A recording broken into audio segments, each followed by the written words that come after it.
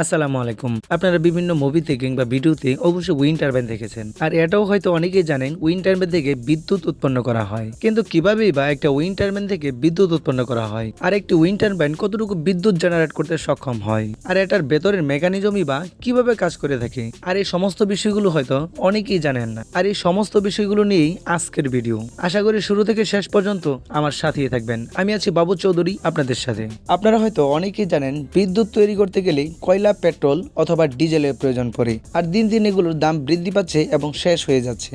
এছাড়াও কয়লা, পেট্রোল অথবা ডিজেল দিয়ে বিদ্যুৎ উৎপন্ন করতে গেলে তাদের থেকে নির্গত কালো ধোঁয়া পরিবেশ দূষিত করে এবং অনেক ব্যয়বহুল হয়ে থাকে। আর এই সকল সমস্যার সমাধান করতে গিয়ে বিজ্ঞানীরা উইন্ড মিলস আবিষ্কার করেন, যেখানে শুধুমাত্র বাতাসকে কাজে লাগিয়ে বিদ্যুৎ উৎপন্ন করা যায়। বাতাস থেকে বিদ্যুৎ উৎপন্ন করার জন্য উইন্ড টারবাইন ব্যবহার করা হয়। আপনারা যদি উইন্ড টারবাইনের দিকে ভালো করে লক্ষ্য করেন তাহলে সর্বপ্রথম আপনারা বিশাল আকারের তিনটি ব্লেড দেখতে পারবেন। এই তিনটি ব্লেডই মূলত উইন্ড টারবাইন থেকে বিদ্যুৎ উৎপন্ন করার জন্য সর্বপ্রথম ভূমিকা পালন করে। যেদিক থেকে বাতাস নির্গত হয় সেদিকে তাক করে ধরে রাখলে অটোমেটিক্যালি এটি ঘুরতে থাকে। আর এই ব্লেডগুলো এমনভাবে ডিজাইন করা হয়েছে যেন বাতাসের সংস্পর্শে আসার সাথে সাথে এগুলা ঘুরতে পারে। কিছুটা প্লেনের মধ্যে যে প্লেটগুলো লাগানো হয় সেম ওই সিস্টেমের হয় এগুলা। এখন আপনাদের মনে হয়তো প্রশ্ন জাগতে পারে, বাতাস তো বিভিন্ন সময় বিভিন্ন দিক থেকে আসে, তাহলে এটা কিভাবে কাজ করে থাকে? আর হ্যাঁ, বিজ্ঞানীরা এই সমস্যাটার কথা চিন্তা করে তারা উইন্ড টারবাইনের একদম নিচের সাইডে একটা গিয়ার লাগিয়ে দিয়েছে, যার ফলে বাতাস যেদিক থেকে আসুক না কেন এটা যেন অটোমেটিক্যালি তার পজিশন নিয়ে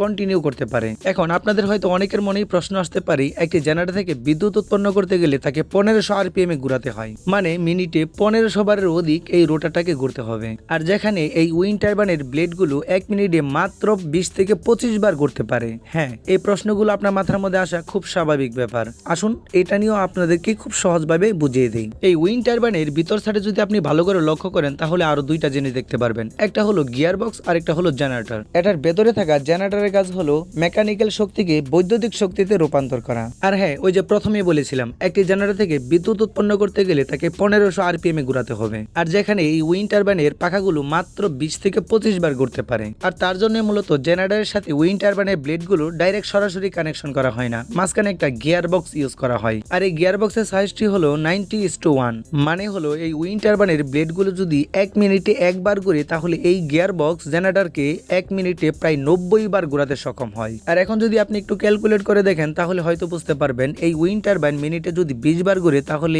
এই গিয়ার বক্স জেনারেটরটিকে প্রতি মিনিটে 1500 প্লাস আরপিএম এ ঘোরাতে সক্ষম হয়, যার ফলশ্রুতিতে আমরা এখান থেকে আমাদের পর্যাপ্ত ভোল্টেজটা কালেক্ট করে নিতে পারি। এখন আপনাদের মনে হয়তো প্রশ্ন আসতে পারে, যখন বাতাসের গতিবেগ অনেক বেশি হয়ে যাবে তখন তো আরপিএম ঠিক থাকবে না, যার ফলশ্রুতিতে এরকমটা করতে পারে। আর হ্যাঁ, এই সমস্যার সমাধানের জন্য বিজ্ঞানীরা এটার ভিতরে ব্রেকিং সিস্টেম চালু করা হয়েছে, যার ফলশ্রুতিতে 1500 আরপিএম এর উপরে যদি চলে যাওয়ার চেষ্টা করে তাহলে অটোমেটিক্যালি এটাকে ব্রেক করে কন্ট্রোলের নিয়ন্ত্রণে রাখবে। আচ্ছা, জেনারেটর থেকে পর্যাপ্ত ভোল্টেজ উৎপাদন হওয়ার পরে উইন্ড মিলসের ভেতরে থাকা কেবলের মাধ্যমে গ্রাউন্ড ফ্লোরে থাকা স্টেপ আপ ট্রান্সফরমারের মধ্যে চলে আসে। আর এখান থেকেই পুরো এলাকা জুড়ে বিদ্যুৎ সরবরাহ করা হয়। আর একটি উইন্ড টারবাইন 300 থেকে 320টা পরিবারের জন্য নিরবিচ্ছিন্নভাবে বিদ্যুৎ সরবরাহ করতে সক্ষম হয়। আর এভাবেই একটা উইন্ড টারবাইন শুধুমাত্র বাতাস থেকে আমাদেরকে নিরবিচ্ছিন্নভাবে বিদ্যুৎ দিতে সক্ষম হয়ে থাকে। তবে আজকের ভিডিও এই পর্যন্তই। দেখা হচ্ছে অন্য কোনো দিন অন্য কোনো ভিডিওতে। সেই পর্যন্ত ভালো থাকবেন, সুস্থ থাকবেন, প্রিয় মানুষদের ভালোবাসবেন এবং লাইক, কমেন্ট, শেয়ার করে অবশ্যই আমার পাশে থাকবেন। আল্লাহ হাফেজ।